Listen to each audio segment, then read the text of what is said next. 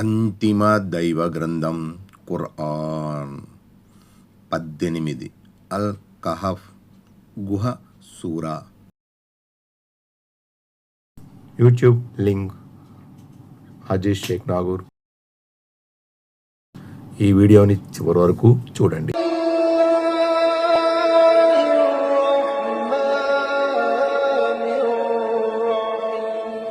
అపార కరుణామయుడు పరమ కృపాశీలుడు అయిన అల్లాహ్ పేరుతో. ఆయత్ నంబర్ 98. قال هذا رحمة من ربي فإذا جاء وعد ربي جعله دكا وكان وعد ربي حقا. ఆయత్ నంబర్ 98. ఇది కేవలం నా ప్రభు కటాక్షం. అయితే నా ప్రభు వాగ్దాన సమయం వచ్చినప్పుడు ఆయన దాన్ని నేలమట్టం చేసేస్తాడు. నిశ్చయముగా నా ప్రభు వాగ్దానం నెరవేరటం తథ్యం అని జుల్కర్నైన్ చెప్పాడు. వ్యాఖ్యానం 135. ఆ గోడ నిర్మాణంలో ఎన్ని జాగ్రత్తలు తీసుకున్నప్పటికీ దానికి రంధ్రం వేసి యువతలకు చొచ్చుకు రావడం యాజూజ్ మాజూజ్ వంటి క్రూరులకు సాధ్యం కాకపోయినప్పటికీ ప్రభు వాగ్దాన సమయం ఆసన్నమైనప్పుడు అది ఎందుకు పనికిరాదు. ఆయన దాన్ని తుత్తునియాలుగా దంచివేసి నేలమట్టం చేసేస్తాడు. వాగ్దాన సమయం అంటే ప్రళయ దినానికి సమీపంలో యాజూజ్ మాజూజులు రావడం అన్నమాట. హదీసుల ద్వారా కూడా ఈ విషయం రూఢి అవుతుంది. ఉదాహరణకు ఒక హదీసులో ఈ గోడలో పడే ఒక చిన్న రంధ్రం పరీక్షా గడియలు దాపురించాయనడానికి సంకేతంగా పేర్కొన్నారు. అంతిమ దైవ ప్రవక్త సల్లల్లాహు అలైహి వసల్లం. సహీ బుఖారీ నెంబర్ 3346, ముస్లిం నెంబర్ 2208. వేరొక హదీసులో ఇలా ఉంది: వారు ప్రతిరోజు ఆ గోడను త్రవ్వడం మొదలెడతారు. విఫలురై ఆ పనిని మరనాడు చేద్దాం అని వదిలేస్తారు. దైవ ప్రణాళిక ప్రకారం వారు లక్ష్యాన్ని ఛేదించే సమయం వచ్చినప్పుడు ఇన్షా అల్లా దీన్ని రేపు త్రవ్వుతాం అని అంటారు. ఆ మరునాడు వారు ఆ గోడ నుంచి దూరటంలో సఫలీకృతులవుతారు. అప్పుడు వారు రాజ్యంలో చెలరేగిపోతారు. ప్రజలు బిక్కుబిక్కుమంటూ తమ నివాసాల్లో దాక్కుంటారు. వారు ఆకాశం వైపుకు బాణాలు ప్రయోగించగా అవి రక్తసిక్తమై తిరిగి వస్తాయి. ఎట్టకేలకు అల్లా వారి ఆసనాలపై ఒక రకమైన పురుగును సృష్టిస్తాడు. దాంతో వారు నాశనమైపోతారు. ముస్నెదే అహ్మద్ 12/511, జామే తిర్మిజీ 3153. ఆ హదీసు సాహిహతుల్ లిల్ అల్బానీ 1735. సహీ ముస్లింలోని నవాస్ బిన్ సమ్అన్ రజల్లాన్హు కథనం ఇలా ఉంది: యాజూజ్ మాజూజులు హజరత్ ఈసా అలైహిస్సలాం పునరాగమనం తరువాత ఉనికిలోనికి వస్తారు. కితాబుల్ ఫితన్. యాజూజ్ మాజూజులకు సంబంధించిన ఇష్టానుసారం భాష్యం చెప్పే వారి మాటలను ఈ హదీస్ ఖండిస్తుంది. ఉదాహరణకు తాతారీలు ముస్లింలపై దండెత్తడాన్ని, మంగోలీల దండయాత్రలను, రష్యన్ల సామ్రాజ్యవాదాన్ని కొంతమంది యాజూజ్ మాజూజులుగా అభివర్ణిస్తే ప్రపంచంపై పాశ్చాత్య జాతుల పెత్తనాన్ని మరికొందరు ఈ ఉపద్రవంగా ఖరారు చేశారు. అసలు ఇవన్నీ ఊహాగానాలు మాత్రమే. ప్రపంచ పటంపై ఎవరికైనా ఆధిక్యత లభిస్తే దాన్ని యాజూజ్ మాజూజుల ఉపద్రవంగా భావించకూడదు. వారు ఉనికిలోకి వచ్చినప్పుడు నరమేధం, విధ్వంసకాండ, అల్లకల్లోలం సర్వసామాన్యమైపోయాయి. మానవత వెలవెల్లాడుతుంది. వారిని ఎదుర్కొనే శక్తి ముస్లింల్లో ఉండదు. అయితే ఓ మహమ్మారి వచ్చి వారిని కబళిస్తుంది. దాంతో వారంతా ఒక్క క్షణంలోనే దాని వాతన పడతారు. ఆయత్ నంబర్ 99, 100, 101. وتركنا بعضهم يومئذ يموج في بعض ونفخ في الصور فجمعناهم جمعا. ఆయత్ నంబర్ 99. ఆ రోజు మేము వారిని సముద్రపు అలల మాదిరిగా ఉండకలలో చొచ్చుకుపోయేలా వదిలిపెడతాం. శంఖం ఊదబడుతుంది. అంతే, మేము జనులందరినీ ఒకేసారి సమీకరిస్తాం. وعرضنا جهنم يومئذ للكافرين عرضا. ఆయత్ నంబర్ 100. ఆ రోజు మేము నరకాన్ని అవిశ్వాసుల ముందు ప్రత్యక్షపరుస్తాము. الذين كانت أعينهم في غطاء عن ذكري وكانوا لا يستطيعون سمعا. ఆయత్ నంబర్ 101. నా స్మరణ పట్ల వారి కళ్ళు పొరలు కమ్ముకుని ఉండేవి. అప్పుడు వారు సత్యవాక్కుని వినే స్థితిలో కూడా లేరు. ఆయత్ నంబర్ 102. أفحسب الذين كفروا أن اتخذوا عبادي من دوني أولياء إنا أعتدنا جهنم للكافرين نزلا. ఆయత్ నంబర్ 102. ఇప్పుడీ అవిశ్వాసులు నన్ను కాదని నా దాసులను తమ సహాయకులుగా చేసుకుందామని అనుకుంటున్నారా?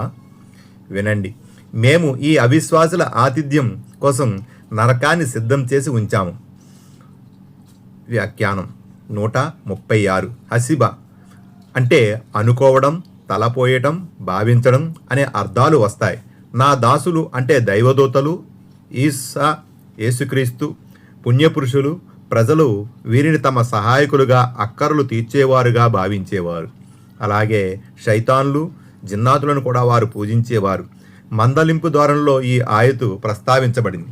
వారు నన్ను వదిలి నా దాసులను పూజించేవారు కదా, ఇప్పుడు వారు నాకు వ్యతిరేకంగా తమను ఆదుకుంటారని వీళ్ళు అనుకుంటున్నారా? అసంభవం. మేము ఈ అవిశ్వాసుల కోసం నరకాన్ని తయారు చేసి పెట్టాం. వీళ్ళు నరకానికి ఆహుతి కాకుండా ఈరోజు అడ్డుపడేవాడెవడూ లేడు. వారు జీవితాంతం నమ్ముకున్న వారి దేవుళ్ళు ఎవరు వారికి అండగా నిలవరు అని అల్లాహ్ ఈ ఆయతులో హెచ్చరించాడు. ఆయత్ నంబర్ 103, 104.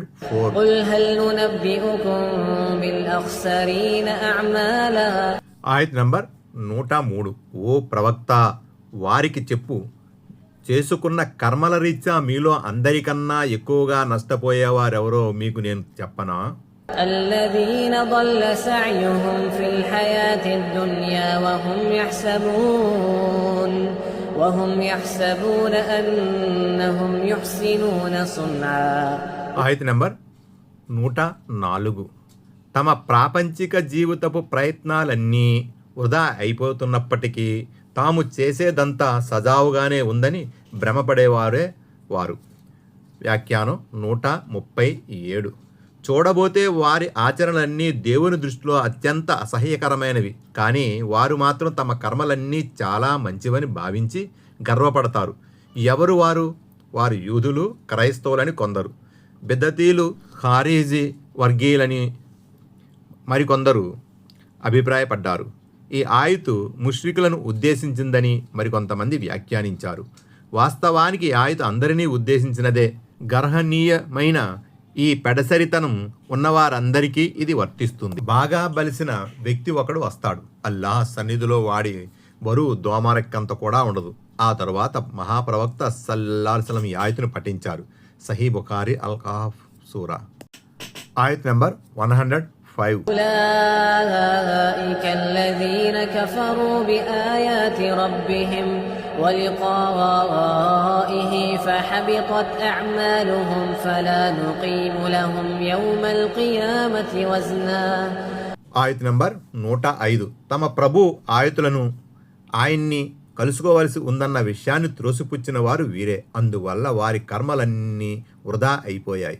కాబట్టి ప్రళయ దినాన మేము వారి కర్మల బరువును తూయము. వ్యాఖ్యానం 138. ప్రభు ఆయతులు అంటే దేవుని ఏకత్వాన్ని రుజువు చేసే ఆధారాలు, సూచనలన్న మాట. అవి విశ్వమండలంలో సర్వత్రా వ్యాపించి ఉన్నాయి. ఆయన తన గ్రంథంలో అవతరింపజేసిన షరియత్ విషయాలు కూడా దీని భావ పరిధిలోకి వస్తాయి. ప్రవక్తలు వాటిని ప్రజలకు విడమర్చి చెప్పారు. ప్రభువును కలుసుకోవలసి ఉందన్న విషయం త్రోసిపుచ్చటం అంటే మరణాంతర జీవితాన్ని, తీర్పు దినాన్ని నిరాకరించడం అన్నమాట. వ్యాఖ్యానం 139. అంటే మా దృష్టిలో వారికి, వారి కర్మలకు ఎలాంటి విలువ ఉండదు. కనీసం వారి ఆచరణను తూకం వేయడానికి మేము ధర్మకాటాను కూడా నెలకొల్పబోము. సత్కర్మలతో పాటు దుష్కర్మలను కూడా కలిగి ఉన్న ఏక దైవారాధకుల కర్మలను మాత్రమే మేము తూకం వేస్తాం. కాగా ఈ సత్య తిరస్కారుల కర్మల రికార్డులలో అసలు సత్కార్యాలే ఉండవు. హదీసులో ఈ విధంగా చెప్పబడింది. ప్రళయ దినాన బాగా బలిసిన వ్యక్తి ఒకడు వస్తాడు. అల్లాహ్ సన్నిధిలో వాడి బరువు దోమరెక్కంత కూడా ఉండదు. ఆ తరువాత మహాప్రవక్త సల్లల్లాహు అలైహి వసల్లం ఈ ఆయతును పఠించారు. సహీ బుఖారీ అల్-కహఫ్ సూరా. ఆయత్ నంబర్ 106. ذلك جزاؤهم جهنم بما كفروا واتخذوا آياتي ورسلي هزوا. ఆయత్ నంబర్ 106. వారికి లభించే ప్రతిఫలం నరకం, ఎందుకంటే వారు సత్యాన్ని తిరస్కరించారు, నా ఆయతులను నా ప్రవక్తలను పరిహసించారు. إن الذين آمنوا وعملوا الصالحات كانت لهم جنات الفردوس نزلا. ఆయత్ నంబర్ 107. అయితే విశ్వసించి సత్కార్యాలు కూడా చేసిన వారికి ఆతిథ్యంగా ఫిరదౌస్ వనాలు ఉన్నాయి. వ్యాఖ్యానం 140. ఫిరదౌస్ వనం అనేది స్వర్గంలోని అత్యున్నత స్థానం, జన్నతుల్ ఫిరదౌస్. అందుకే మీరు అల్లాహను స్వర్గం కోరినప్పుడల్లా జన్నతుల్ ఫిరదౌస్ను కోరండి, ఎందుకంటే అది స్వర్గంలోని అత్యున్నత స్థలం. స్వర్గంలోని సెలయేర్లన్నీ అక్కడి నుంచే పుడతాయి అని మహాప్రవక్త సల్లల్లాహు అలైహి వసల్లం ఉపదేశించారు. బుఖారీ కితాబు తౌహీద్. ఆయత్ నంబర్ 108. خالدين فيها لا يبغون عنها حولا. ఆయత్ నంబర్ 108. వారక్కడ కలకాలం ఉంటారు, ఆ స్థలాన్ని వదిలి మరెక్కడికైనా పోవాలని వారు ఎన్నటికీ కోరుకోరు. వ్యాఖ్యానం 141. ఒకసారి స్వర్గములో ప్రవేశించిన తరువాత స్వర్గవాసులు అక్కడి అనుగ్రహాలతో ఎన్నడూ విసుగు చెందరు. ఆ ప్రదేశాన్ని వదిలి మరో చోటికి వెళ్లాలన్న కోరిక వారిలో ఎన్నడూ జనించదు. ఆయత్ నంబర్ 109. قل لو كان البحر مدادا لكلمات ربي لنفد البحر قبل أن تنفد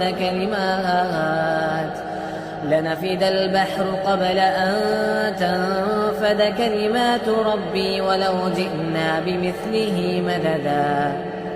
ఆయత్ నంబర్ 109. ఓ ప్రవక్త, ఈ విధంగా చెప్పు, ఒకవేళ నా ప్రభు మాటలను వ్రాయటానికి సముద్రం సిరాగా మారిపోయినా సరే, నా ప్రభు మాటలు పూర్తి కాకముందే అది అయిపోతుంది.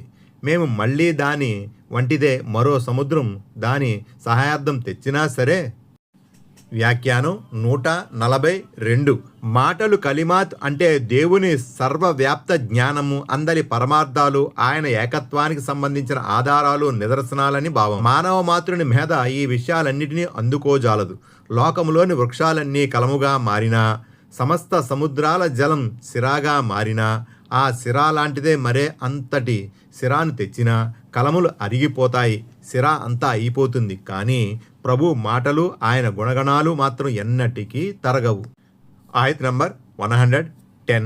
قل إنما أنا بشر مثلكم يوحى إلي أنما إلهكم إله واحد فمن كان يرجو لقاء ربه فليعمل عملا صالحا ولا يشرك بعبادة ربه أحدا. ఆయత్ నంబర్ 110. ఓ ప్రవక్త, వారికి ఇలా చెప్పు, నేను మీలాంటి మానవ మాతృన్నే, కాకపోతే మీ అందరి ఆరాధ్యదైవం ఒకే ఆరాధ్యదైవం అన్న సందేశం వహీ నా వద్దకు పంపబడుతుంది. కనుక తన ప్రభువును కలుసుకోవాలన్న ఆకాంక్ష ఉన్నవాడు సత్కార్యాలు చేయాలి.